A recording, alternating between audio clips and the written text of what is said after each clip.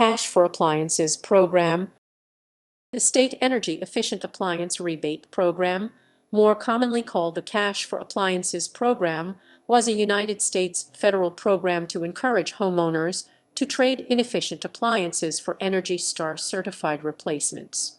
It is frequently compared to the Car Allowance Rebate System CARS, colloquially known as Cash for Clunkers, which was a 2009 federal program to encourage replacing cars with low fuel efficiency.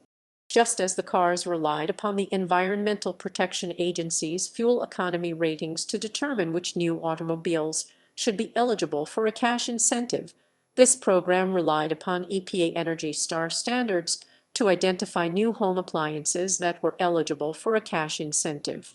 Backed by an initial $300 million in funding from the American Recovery and Reinvestment Act, the state-run rebate program was intended to help make American homes more energy efficient while further stimulating the economy.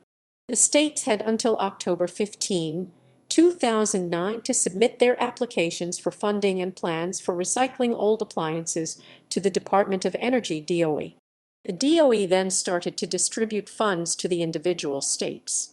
The DOE recommended that states consider the following Energy Star qualified appliances: boilers, central air conditioners, clothes washers, dishwashers, freezers, furnaces, oil and gas, heat pumps, air source and geothermal, refrigerators, room air conditioners, water heaters.